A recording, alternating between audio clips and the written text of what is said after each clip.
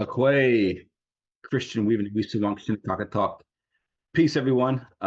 Christian Weaver is who I am. I'm a citizen of the Shinnecock Tribal Nation. We are a tribal community located on the eastern end of Long Island in the state of what is now called New York.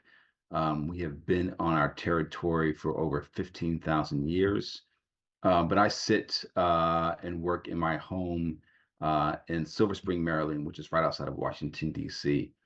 I wear many hats. As a day job, I'm a vice president of philanthropy for a large renewable energy nonprofit called Grid Alternatives.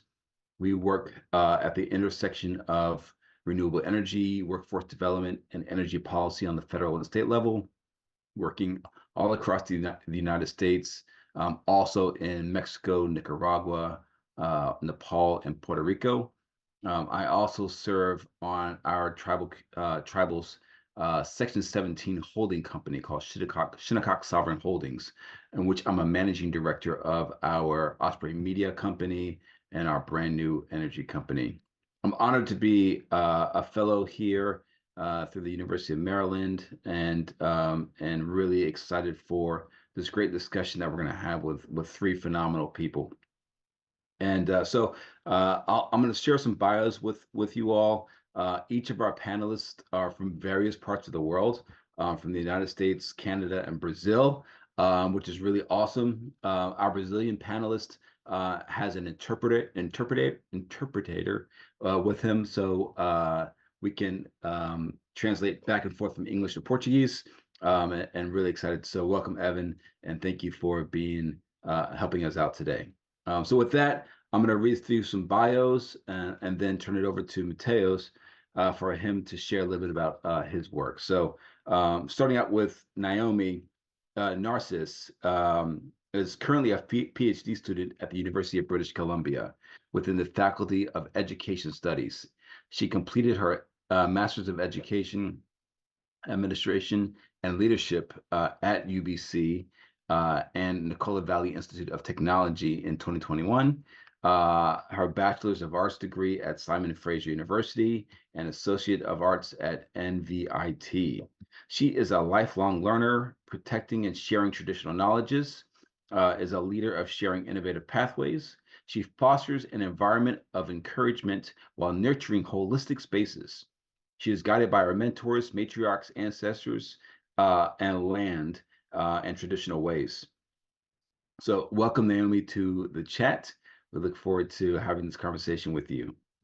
Next is my good friend, Sequoia Hunter Suje, who is also a fellow citizen of the mighty Shinnecock Nation, with nearly 20 years of experience in the design and construction field, starting from luxury residential to commercial and hospitality to meet recently high-density urban multifamily buildings.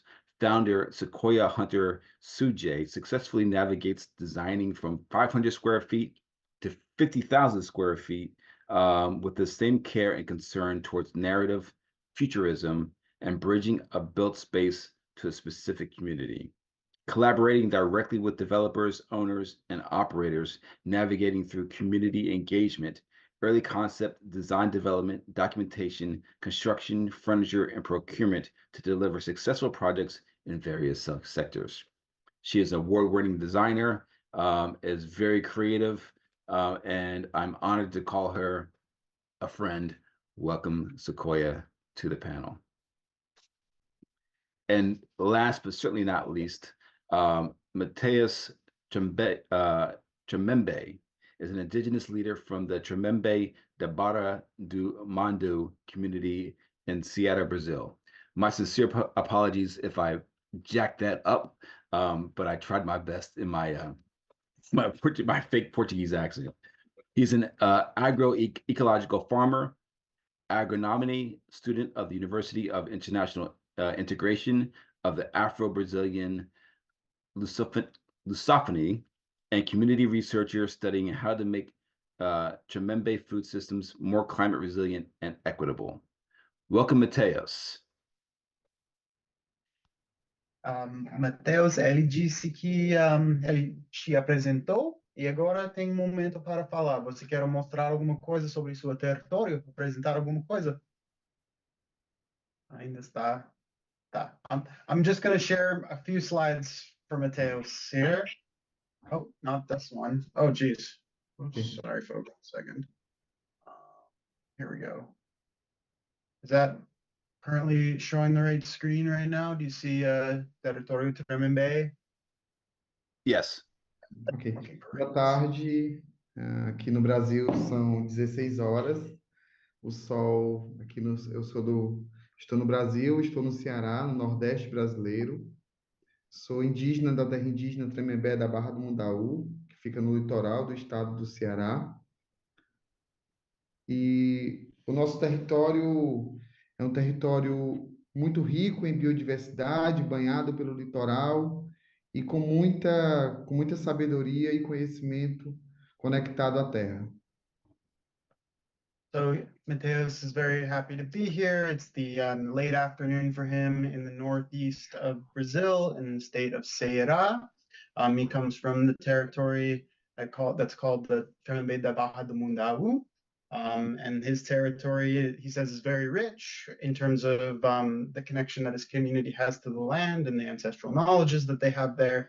And it's on the coast on one end with forests and rivers and sand dunes and lots of other.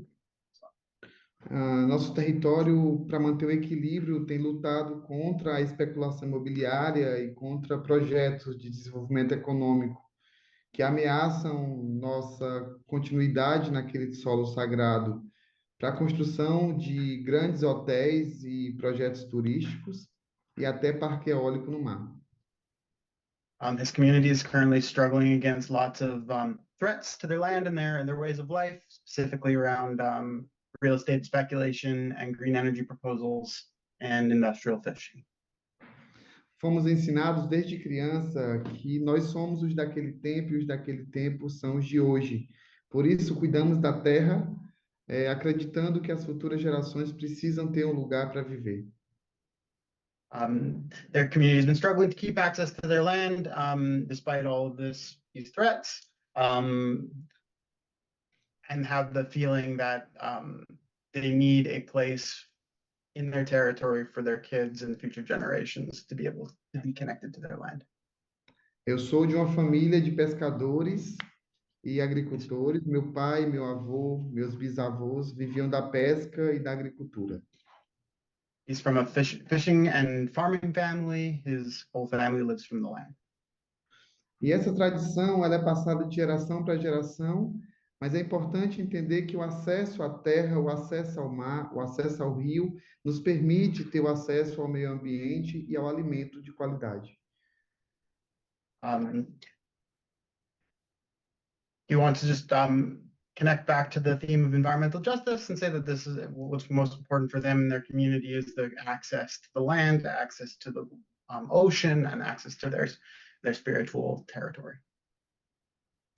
Mateus, quero mostrar algumas fotos. Pode passar, essa próxima. Tá. I'm going to show a couple photos now. A arte de pescar e de se conectar à terra nos permite acessar o alimento de qualidade. Mas para isso, nós, Tremembé, temos acesso ao rio, sem poluição e onde o peixe que nos alimenta também é parte da natureza, assim como nós. Por isso, o cuidado que nós, Tremembé, temos com as águas é de refletir da importância dela para o futuro da humanidade. He says that their community at least is lucky to have access to fresh water in the river and healthy fish, and it's very important that they maintain that as part of their traditional food system. Okay. Na minha aldeia, no meu território, as crianças elas são ensinadas a cozinhar, elas são ensinadas que o alimento vem da terra, elas são ensinadas que o peixe vem do mar, elas são ensinadas que as sementes são importantes para a perpetuação e para a continuidade da biodiversidade, e elas são ensinadas, sobretudo, de que os saberes e os sabores, eles alimentam e curam. E essa é uma tradição que nós, Tremembé, passamos de geração para geração. Their kids learn how to catch fish, prepare fish, and they learn that fish comes from the land. And then that's part of their way of communicating and holding on to their traditions and also maintaining the biodiversity in the territory. Esse conhecimento sobre as práticas alimentares, eles estão presentes dentro do território e dentro da nossa escola indígena Brolhos da Terra. A educação, ela fala sobre o alimento, porque o alimento é a principal conexão da gente com o território, com a ancestralidade, com a memória e com a nossa identidade enquanto povo indígena. O alimento, ele é a conexão com o meio ambiente e com o equilíbrio do clima e da natureza. Pode traduzir. So he says that they learn their ancestral food practices and cultures in the school, the indigenous school in the community, and that maintains a connection with their food, with their land, and also with the changing climate. As crianças aqui na aldeia, elas cozinham. And the kids cook there. Volta só um pouquinho, Eva. Essa imagem do... Não, volta um pouco. Isso. Mais uma? Aqui? Ok, essa aqui. Não, volta. Essa esse aqui. Okay. Na aldeia, no meu território, fazemos vários encontros para plantar, para cozinhar e para comer juntos o alimento que vem da terra. Nesses espaços, compreendemos de que cada ser humano do território indígena é responsável por alguma semente que caiu sobre a terra e também sobre o futuro desse território. So they catch fish, they grow things, everything that they eat for the most part comes from the land, and their connection with the land passes to them a big responsibility for maintaining that connection to the food and also for their territory and community's future. Nós indígenas entendemos que viver em coletivo nos faz perceber que a terra, o cuidado com a natureza, o cuidado com a humanidade, o cuidado com o futuro do planeta é responsabilidade de cada um de nós.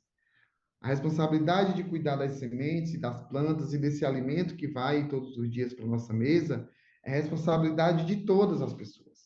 O cuidado com o conhecimento, da transmissão desse conhecimento, é responsabilidade da juventude, dos adultos, dos mais velhos, mas também das crianças que ainda vão nascer. Mas a ela cabe cuidar do que nós iremos deixar sobre a terra. He's talking about how there's a great responsibility for everybody in the community, for the kids, the elders, and the community leaders. Essa imagem mostra uma colheita de macaxeira e um feijão cozido, sementes cozidas com óleo vegetal que nós preparamos no próprio território. Ou seja, esses alimentos mostrados, eles são encontrados no nosso território. E a justiça que nós acreditamos de acesso ao meio ambiente e à resiliência climática é possibilitada e construída por nós, por cada que existe e que vive nesse território. There are photos of them harvesting cassava root, which is really important to their traditional food culture, and some vegetable oils made in an artisanal way. This is all kind of made possible because they still have access to their land. And all of this is done as a collective. Nós saímos do território, mas o território não sai da gente. Nós vamos para a universidade fazer cursos de ensino superior, eu faço agronomia, mas todas as pesquisas são conectadas ao meu território e as práticas, os saberes, os costumes e tradições que precisam ser continuados. Estamos levando para dentro da universidade essas práticas e a importância da construção de soluções para a continuidade. So he's saying that even though he leaves the territory sometimes to go to school, to go to the university, he's a researcher, he participates in lots of research projects. Even though he leaves his territory sometimes, his territory never leaves him. Hoje temos muitos pesquisadores indígenas e todos conhecem a sua conexão com a terra e compreendem que esse caranguejo é parte da natureza e se esse caranguejo deixa de existir, parte de nós também deixa de existir. There is research he's learning that this connection is very strong, and the crab that you see here is part of the territory, and it's also part of him. Eu entendo que entendemos enquanto indígenas de que é preciso conhecer o caminho do alimento até o prato, conhecer o caminho do alimento até a mesa, conhecer quem produz, as sementes, como essa planta é cuidada e como esse alimento chega até a nossa boca. Como que nós estamos nos alimentando é resultado de uma luta histórica por justiça climática, por justiça ambiental e, sobretudo, por equilíbrio ecológico. E nós, povos indígenas, temos cuidado dessa natureza, dessas águas e, sobretudo, desses alimentos que nós comemos todos os dias. A big part of the environmental justice, as he sees it, is that you have to understand where the food's coming from, whose hands prepared it, where the animals and plants lived that you're eating. And he says that he sees their community and indigenous people around the world as having a responsibility to knowing and protecting where their food is coming. Pode passar. Ok. Aqui no território, como pesquisa, nós escrevemos o inventário da cultura alimentar do povo Tremembé como forma de possibilitar que mais pessoas tivessem acesso a essa cultura alimentar. Inclusive, já existe a tradução dele em inglês. Evan pode depois passar o link para terem acesso. His community's prepared a traditional food culture inventory. It's like it's a document. There's a version in English. I'll share it with people in the chat after this. Penso que fazer pesquisa sobre a questão ambiental e não falar da alimentação é um desperdício, porque o conhecimento tradicional, o conhecimento científico, o conhecimento, seja ele qual for, na minha opinião, ele, em algum lugar, ele vai precisar se alimentar. E falar do alimento é falar sobre essa necessidade de se alimentar de conhecimentos, se alimentar de práticas, de caminhos possíveis de continuidade. Por isso, cuidar das sementes é tão importante. E a juventude e as crianças são sementes que nós precisamos cuidar, por isso precisamos alimentá-las também. Now he's talking about the importance of caring for seeds, and also the necessity to connect with knowledge sharing around seeds and plants and ancestral food practices. So this is and more images of cassava, which are incredibly important to his community and the different ways in which they produce it. Mas é preciso valorizar os mais velhos do nosso território. É preciso valorizar as pessoas que têm conhecimento, que estão nas aldeias, que estão na terra, vivendo na terra, que, portanto, têm muito a nos ensinar. E por isso é importante reconhecer de que nós, daqui a pouco, seremos troncos velhos, seremos detentores do conhecimento. Mas a pergunta que fazemos é: a quem estamos compartilhando esse saber? Por isso, nas aldeias, os mais velhos sentam em círculos e as crianças sentam para ouvir histórias de pesca, histórias de plantios, histórias de preparo de alimento, de cura e de como a terra é importante. Porque na aldeia e do território de onde eu venho, a terra, ela é nossa mãe. Ela cuida de nós e nós cuidamos dela. Será que estamos cuidando da terra como mãe? He said quite a bit there, so I'm going to try and pick themes. You started off by saying it's really important that it valorizes or recognizes or appreciates the elders in the community. They're the ones that have taught him all of what he's sharing right now and showing through these pictures. And he wanted to also mention that the elders sit in a circle and the kids sit on the ground to learn these stories about their connection to the food, their connection to the land. And that's how they learn in the community. So I wanted to start by saying this is really important to recognize. Meu avô, meu avô, ah, meu avô fala que nós somos o que comemos. E se nós somos o que comemos, precisamos conhecer de onde vem esse alimento, de onde vem esse saber. Por isso, é importante, segundo meu avô, aprendermos sobre a escrita, mas também sobre como a escrita se mantém existindo. Então, falar de justiça ambiental, falar de justiça climática, é também falar do acesso ao conhecimento e a continuidade desse conhecimento. Por isso, fazer festa na minha aldeia é um momento de manter não só a cultura viva, mas o conhecimento partilhado. Okay. So he's not talking, his grandfather said to him, we are what we eat. And so therefore it's really important to know where the food that we eat comes from. So he wants to connect that back into the theme, to speak about environmental justice. Really important to have access to understanding where our food comes from. And this is one of the ways that they learn about where their food comes from, is through traditional food festivals that they have. Mateus, this Yeah. is extremely fascinating. And I'm loving the connection between your community and other indigenous communities around the world. And specifically my community, there's so much we have in common.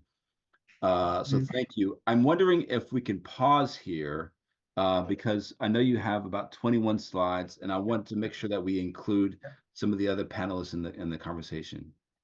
Can I translate for him? Okay, ele está dizendo que ele está muito animado para todas as conexões, mesmo coisa está acontecendo com a comunidade dele, mas ele também gostaria de colocar um momento para as outras pessoas falar. Então podemos voltar a essa história depois.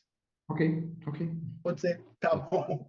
Okay, so just so I know how this is going to work, do you want me to translate just what's going to Mateus? I'll kind of, translate via WhatsApp when it's not directed at him, but just so that there's space for me to translate, I just want to make sure I can fit in. Yeah, absolutely. And if you want, whatever you think works well, I will ask questions to Naomi and Sequoia. If you want to translate those questions to him, just to let him know what we're doing, that's totally fine.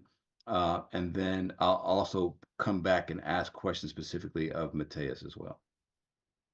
Would you mind, do you have the text of the questions? Could you just send them to me in the chat so I can think about how I'm going to explain them to him in advance? That would be super helpful. Sure.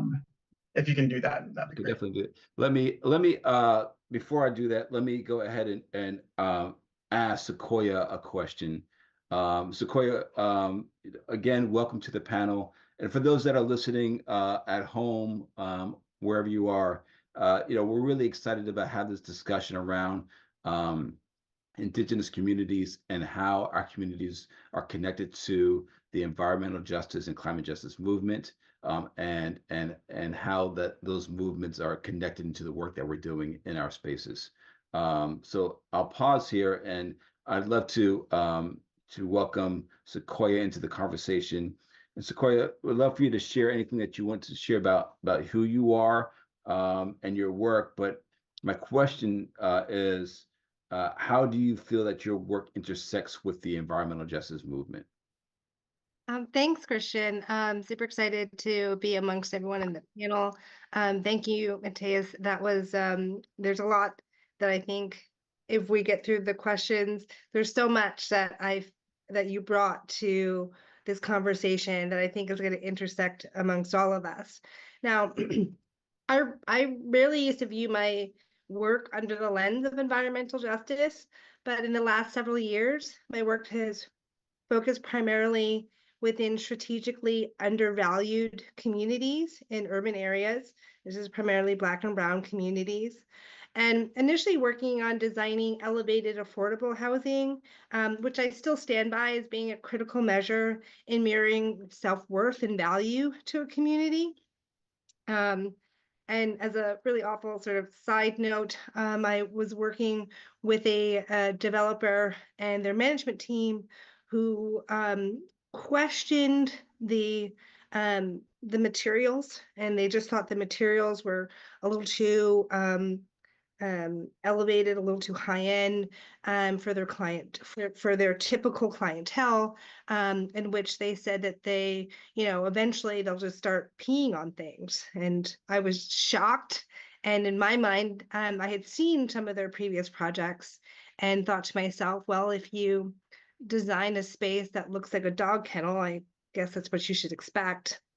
So I think that that has always been, it's always like a hallmark to create these elevated spaces in communities so they understand their value.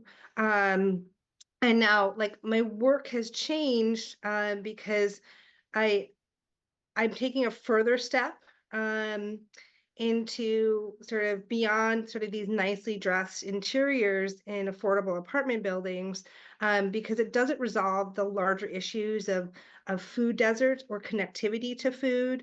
It doesn't address whether these projects are in urban heat islands, if there are community amenities and support systems in place in these communities. That's sort of where I'm situated in now in the work that I do. And also advocating for healthy materials, because it's really important, the types of materials that we use in our buildings, that they're not causing sort of asthma or have been related in sort of or cancerous materials. So I currently work in a much more integrative process with a cohort of experts that really look at it in the micro level of how a project is really going to affect a community and a neighborhood at large. And that changes all the time depending on where that community is situated in.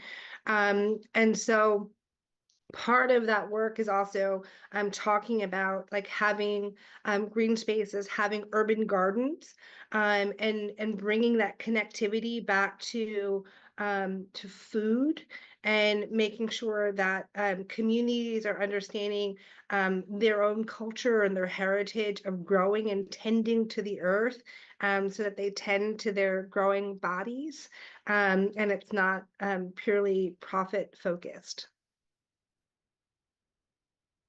Thank you so much. Really appreciate that. And it's always inspiring to see how spaces that we don't like, as we walk through life, we always enter different types of spaces, right? And oftentimes folks that are non-architects or non-designers, we walk into a room and we just do it subconsciously without realizing the connection to the environment of the room that we're in, or even the connection to community. And this is something that I know that you are working very hard on, is to bring community into spaces, or connect with the community in a new way around spaces and the environment as well. So thank you for sharing that. Naomi, I'd love to also hear from you about how your work intersects with environmental justice as well. Jim. Thank you, Sequoia, and thank you, Mateus, for sharing. And there's so many similarities in, our way of knowing and our way of life. I'm from the Shetland and the Navajo Nation. That is the territory and the land that cares for me. And I'm so hungry after hearing Mateus sharing about his the food sovereignty that they honor and respect back home. So I'm feeling a little hungry and peckish after watching all those slides go through. So thank you, and thank you, friend. So I am a PhD student and I'm away from home. It's about 4 or 5 hours away from home right now. So I'm living in this urban area, but really trying to maintain my connection and my roots, my strong roots with my community. And from back home, like we have things that are happening back home as well as, you know, protection of our food sovereignty and our salmon, because our fish and, you know, the animals there are part of like who we are. They are our relatives. They are not a separate identity from us. They are part of who we are. So protecting the land, protecting the water, protecting our fish, protecting the animals, that is a part of what we do and who we are, regardless of how far we are. So I related to our Inchinekwa, our friend Mateus, about, you know, like regardless of where we go, and sometimes we go off to pursue higher education, we're always connected to our people and to our fish and to our waters and our lands. There's a few things that are going on back home. Back in 2014, it feels like not that long ago, but time flies. And in 2014, there was a huge spillage of from a gold and copper mine from their tailings. You know, that big yucky pool with all the toxic stuff in there. And there was a spill that happened, and it really affected our salmon. And there were, you know, photos and news about all of this happening. And, you know, it was really stressful being a student at that time too, and watching this happen. But, you know, fishing season is a big part of who we are and what we do. We go back home and we fish. And our chiefs, our leaders were telling us maybe we should let this run go. Maybe we shouldn't be fishing, you know, when all of this is happening, because that spill was getting into our rivers, it was getting onto our land. And in the news, they were saying it's not affecting you. It's not going to affect the fish. It's not going to affect the land. And they said, it's fine. Go do what you usually do. But there was no communication to the local nations that were, you know, it was fishing time. And I remember my auntie, she was fishing that year down at the river, because that is our way. That's how we live. We live off of the salmon. And I remember my auntie, she got a salmon out, and, you know, we have a certain way of how we, you know, how we take care of the fish when we take it out of the river. And the picture that I saw was just so horrific. The salmon the scales off of the fish were falling off. And it was just so heartbreaking to see that, as, you know, that we're pulling fish out of the water and, you know, getting this ready for our people, for our children, for our elders, for our community, and to see the skin falling off of it. And it's not right. It's really not right. You know, there's you know, I'm a student. I work in a university as well, but, you know, anything I do, every day that I walk, I keep my people and my community in my mind. And when I talk about my community, I don't only mean that, you know, the Statlam or the Shawatmuk, every university or any group that I meet along the way. Those are my people. Those are my relatives. So, you know, it's all interconnected. You know, like Sequoia was saying, and what Sequoia was saying, everything's connected. You ask us one question, we can go on and on and on, because it's all related in some sort of way. Thank you, Naomi. Naomi, where is your community located? What river are you near, and where you folks located? The Fraser River. So there's some really amazing stories of you know, how we came to be blessed with the salmon, because we were really we're off of the Fraser River. We live off the Fraser River there, and if you see some pictures of the Fraser River, it's like a huge dip, and then there's a beautiful ginormous river there, and that's in the Lillooet territory, and that's where I was so blessed to grow up in. So I grew up in that territory, and you know, there were some bad identities that tried to prevent us from having the fish. And Coyote came along and he saved the salmon and he gave it back to us. So, you know, we owe so much to the land and to our relatives for saving the fish for us like that. Oh, that's beautiful. It's something I think we all have in common, is to come from communities that are abundant in fish and marine life. Where Sequoia and I are from, our territory surrounded by a bay, a large creek, and then also the Atlantic Ocean. And because of runoff from non-tribal people, our bay has been polluted. And there's been a cohort of 6 Shinnecock women who have formed a kelp farming project, and they are bringing back kelp into our waters to work as a barrier and to mitigate the carbon and that's polluting our waters. And it's called the Shinnecock Kelp Farmers, and it's all Indigenous women led, and it's really powerful, and we're really honored to have that happening in our community. I'll just also add that we've had multiple sort of generations that have reharvest our bays with oysters. And the oysters like naturally help filter out the pollutants from the waters. And those have been successful projects through multiple generations. And initially starting out with Monty Smith and who am I forgetting? I'm forgetting one other person who started. Roddy? So, Was it Roddy? it was Monty started the oyster project originally, the first oyster project, where we actually had a site that was very progressive. This happened in the late 70s, early 80s, and it had solar panels.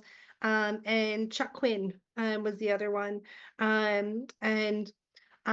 You know, I don't know if this is common amongst all of the other panelists, but sometimes there's certain sort of initiatives in tribes that they get started and they sort of kind of have an ebb and flow of the amount of people who engage.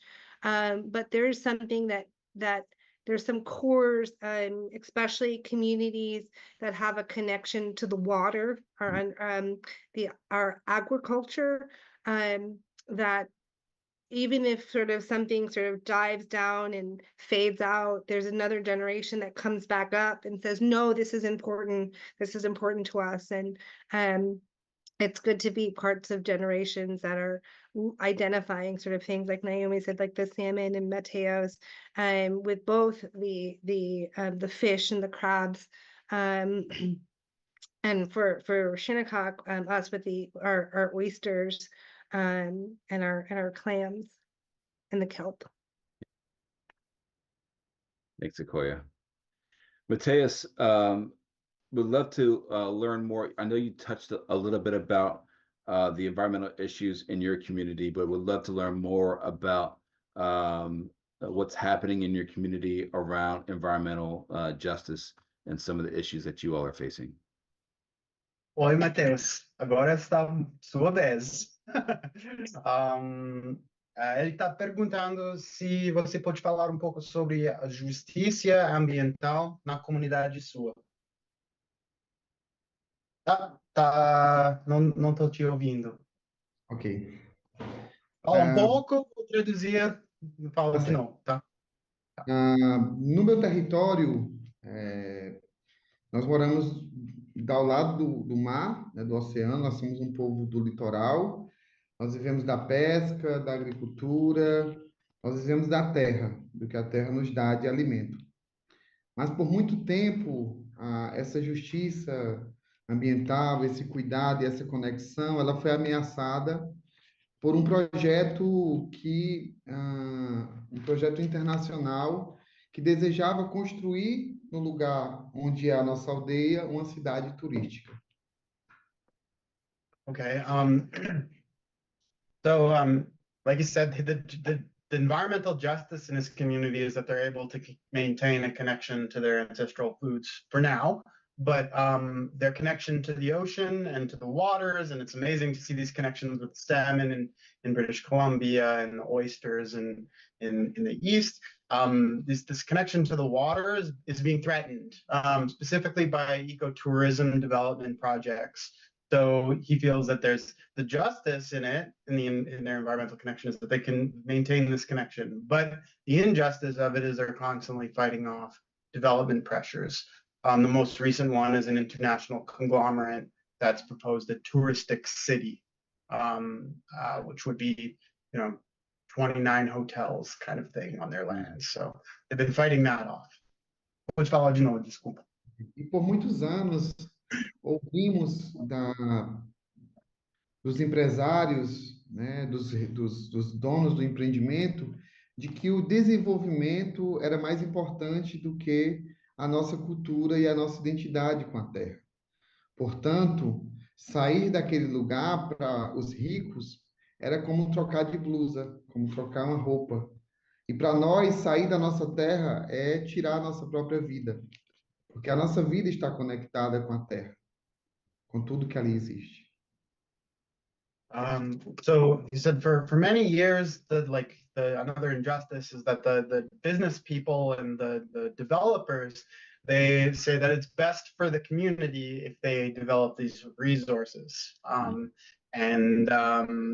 But he says that the way that their way of thinking is that just you can move from a territory just like others can change their shirt.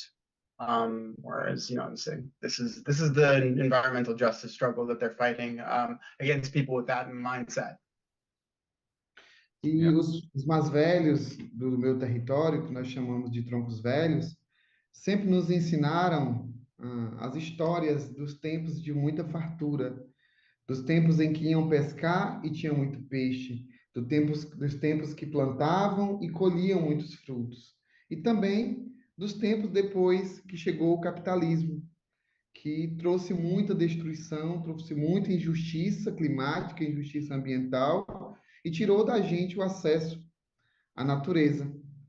E nós, mais jovens, lutamos para reconquistar esse direito à terra e esse direito à natureza, esse direito ao meio ambiente e esse direito a discutir o nosso futuro. Tá ótimo, acho que sim. Essa seria o final fala, tá? So he's got one last thing he wants to say here, and that's that the elders in his community, they call them the old trunks, like old tree trunks. And they have they tell stories, and a lot of the stories about how there used to be so much riches in the ocean in terms of the fish and the bounty, and they had harvested so many natural fruits from the territory. But then capitalism arrived, and that started to disappear, and that connection was worn down a bit. So he said that's one injustice on one hand, that's been happening, but he said that environmental justice piece to this is that now the youth are taking those lessons from the old trunks and the stories about how the territory once was, and they're leading a movement towards resurgence and recovery of their old food traditions. And so while there's the injustice of capitalism having destroyed the ways in which the old trunks lived, there's a justice growing in the movement among the youth in the community. I love it. And I think he's ready to leave it for the next question. Yeah, I love that. Thank you, Mateus. I love the name of Old Trunks, and it makes me think that we've been doing this work. We, as in tribal communities, indigenous people, have been doing what is now branded as sustainability for thousands of years. We've always done this, right? And in our way, it was just living, right? We didn't call it sustainability; it was just living. And now, to your point, Mateus, there's been an attack on our communities and our ways of life. In Brazil, where you're from, it's been capitalism. I'm willing to bet it's been the same across North, Central, South America, and other countries as well, and other continents as well. Naomi, I'm curious to know, like, where you're at, what are some of the outside groups, governments, and other entities that have threatened the sustainability and livelihood of your community and other tribal communities up in the area? Definitely, just quite similar to Mateus there. When there's new land development and governments making a push for developing on surrounding traditional territories, there's no consultation, there's no discussion to be had with Indigenous groups within our nations. And we live on First Nations reserves, on reservations here in BC, and we're put on these small little tiny reserves. Where I grew up, it's a small tiny reserve of 20 homes, and it's a small little space.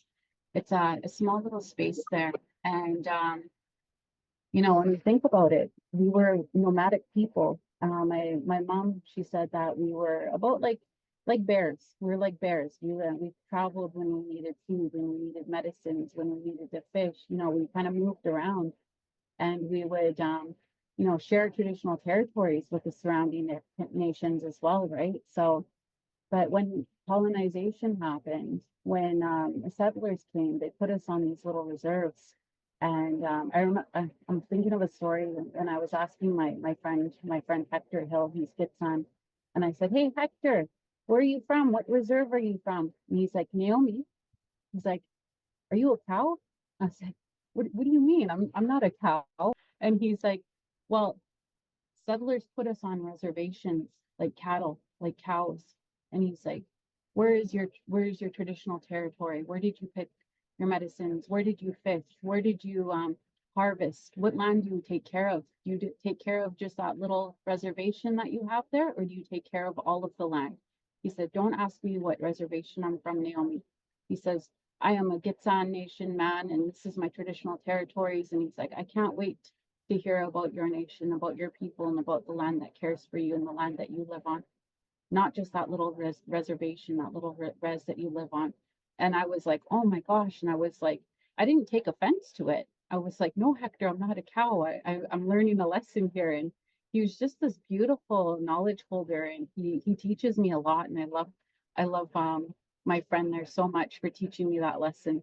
But, when people are developing, when governments, when businesses are developing on lands, they don't talk to Indigenous folks about it.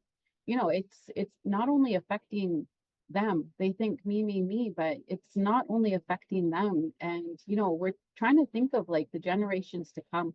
We're trying to think of the folks that are here now, when they're digging into the grounds and when they're, harming Mother Earth, it affects all of us. When I was a kid, I used to go to a spring, and I used to put my mouth in the spring, and I used to be able to drink from it, right from the land. My kids will never experience that. My kids will never experience that. My grandchildren, who knows what's going to be left for them. And that's what we're thinking about when we're taking care of the land. And that's when we're thinking about when people are developing on these lands that care for us. Thank you. Can I just add to that what Naomi said? Because for Shinnecock, and Christian sort of explained that our main territory is this peninsula, and we have the bay, and then there's this tiny little mass, this road called Dune Road that separates our territory from the Atlantic Ocean. And that tiny little road called Dune Road has some of the most expensive real estate in the US, where houses are $54 million. The cheapest house there is $13 million. And today is the 23rd anniversary of 9/11. And 9/11 shifted what happened in the East End of Long Island, because all those people who lived in New York City, all of the 1%ers lived in New York City. They moved and made their summer home their permanent home, and started to exhaust all the resources out there. And Shinnecock is unique in the fact that we were never relocated from our Indigenous lands and our Indigenous territories. And so we have two different land masses, and they're separated by, several miles, which shows just how vast our area originally was. But for the last 23 years, the shift of which used to be an area that were farms, potato farms, and just lots of farmlands have been built up, where the average home is $2.5 million. That's a regular average home price. And that land, that the East End Long Island, is just not it cannot have that density. It was never intended to have that density. And this is what causes the amount of pollutants, because there's too many people. And so, Naomi, when you talked about that, it just really resonated, because you know, and Mateo's as well with like the developers, right? The developers come in, and I think collectively, like our understanding of land, that we are the caretakers of the land. We tend to the land, and everything is a living thing. Everything is an organism, and has has personhood, right? The plants have personhood, and so we are sort of competing with all of these systems that sort of divide things and put a dollar amount to things. And as Indigenous people, we're trying to sort of bring back this idea of like, no, like our personhood is the same as the personhood of the trees and of the salmon and of the crabs, and because we're like bigger or whatever, like we have to take care of them. It's our responsibility, and I think that's a hard philosophy for us to constantly compete with in a capitalistic structure. You're spot on, Sequoia. I think that well, I know that the way that we interact is more of a relationship. It is a relationship with the living things around us. So, and I think the outside world views trees and bugs, plants and wildlife and animals as objects. And at times they view those objects as encroaching on us, right? I live in a neighborhood in Maryland that is surrounded by woods, and we have lots of deer, and the deer come into our yards and they do what deer do, and they eat. And people are constantly complaining that the deer are eating, plants and from the garden. And I have to remind people that, we are in their territory. They are doing what they're supposed to be doing and staying alive and eating. And meanwhile, we've built like brick homes and concrete in their territory. And so I think returning to the traditional way of thinking is probably the best way to reverse this climate change and environmental injustices in the communities. Well, Christian, if you take it a step further, it's as if like people disassociate because we classify sort of the names of things like like pig is pork or ham, cow is beef, right? There's venison, where it's like part of that, like we encroach on their territory and then they become overpopulated because they don't have enough land. And then we think of them as pests, but then like no one's thinking of sort of then how do you correct that ecosystem? And part of it might be like eating them. Yes. But then it's like, then do you eat too many and then they're gone? But it all sort of then it's like all a handcuff to like the beef and poultry market, right?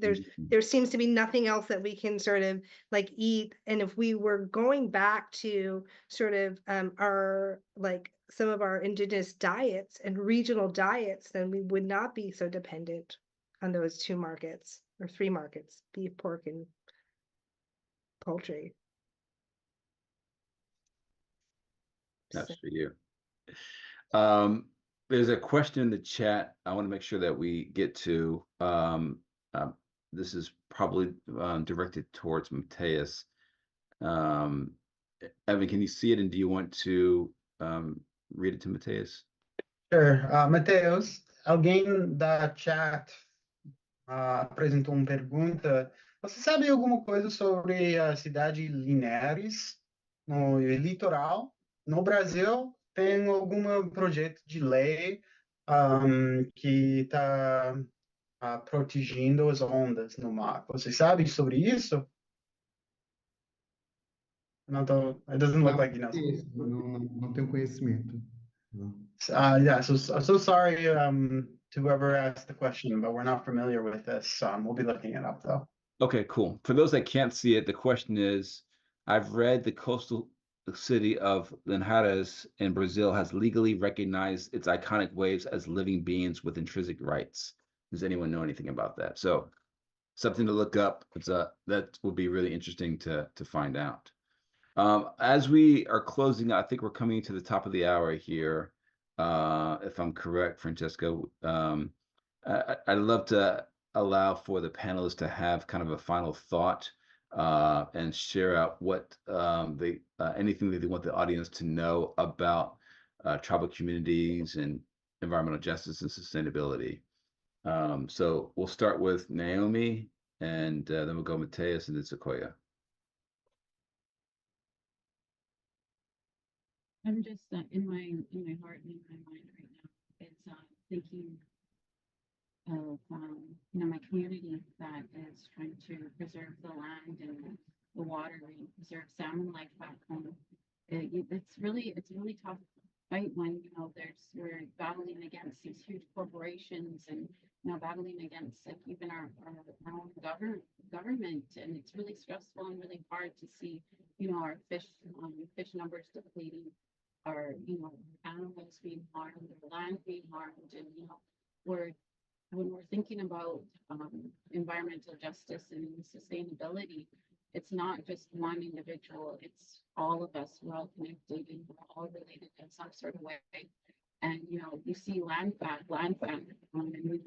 and people writing it down and their beadwork and on their the jean jackets, and it's really awesome and really empowering to see that.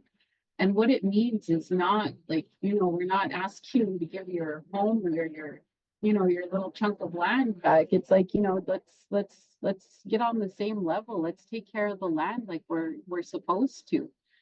Mother Earth is our mother and she takes care of us. So we should be taking, that's not reciprocity. We should be taking care of the land as the land takes care of us. And that's just something that came to mind for me. And thank you so much for the time today, you all. I really appreciate what you had to say. Thanks, Naomi. Mateus? Mateus, agora é sua vez de falar alguma coisa como conclusão. Só para dizer, Naomi acabou de falar sobre como a terra e como mãe, e a mãe nos cuida. Então, essa fala sua. Então, acho que seria legal falar isso também.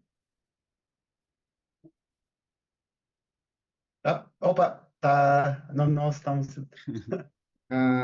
Temos uma oração que nós, Tremembé, rezamos sempre que vamos entrar em um ritual. E acreditamos que a nossa vida é um ritual. E nós escolhemos com quem queremos estar nesse ritual e onde nós estaremos nesse ritual. Muitas pessoas no planeta não podem escolher o lugar, onde irão fazer esse ritual. Acredito que justiça ambiental é sobre poder escolher o lugar onde quer se fazer esse ritual. Vou traduzir. So he says that his community has an oration and that they often do, and it speaks to how life for them is like a ritual, and not all communities get to decide where they practice that ritual, and they have kind of a necessity to do it in their territory, and to kind of their life as a ritual is very connected to the fact they are in that space. They can't, like I said, can't just change their territory like change a shirt. Mas de uma coisa nós temos certeza, é de que o sistema capitalista, ele não quer que a gente tenha essa opção de escolha. E nós temos a missão, enquanto pesquisadores, enquanto acadêmicos, enquanto estudiosos, de buscar construir soluções participativas, onde as comunidades possam, inclusive, dizer onde querem fazer esse ritual. So he says that one thing he knows for sure is that capitalism does not want communities to get to choose where they practice this ritual. So he's actually taking this moment to call out to researchers, to community organizers, to organizations and other communities to find ways to practice this ritual in connection with the territories where it should be practiced. E para finalizar, tem uma fala que diz que nós, Tremembé, acreditamos em Deus, que é nosso Pai Tupã. Vai traduzindo porque ela é a oração. The oration starts with saying the Tremembé people believe in God in the sky, Na terra, que é nossa mãe. the earth that's our mother, Na mata, que é nossa vida. the forest that's our life,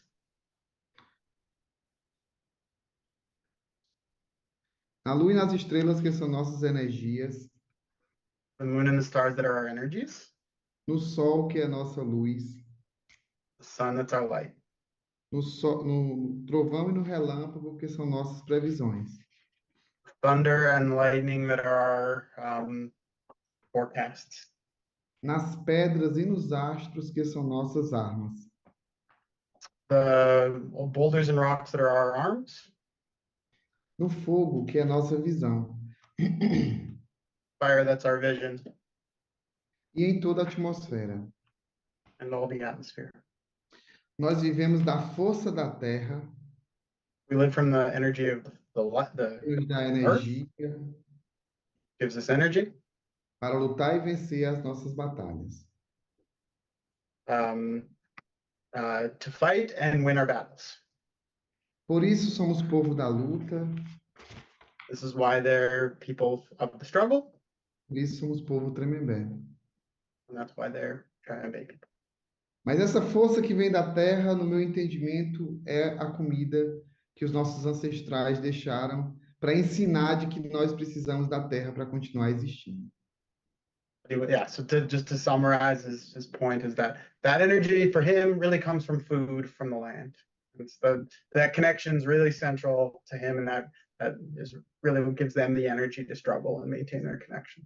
Que os bons ventos um dia tragam vocês até o meu território para tomar um banho no rio e comer um peixe com tapioca.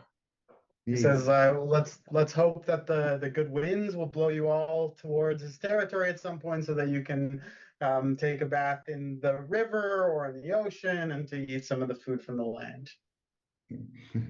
Obrigado. Obrigado. I'm coming.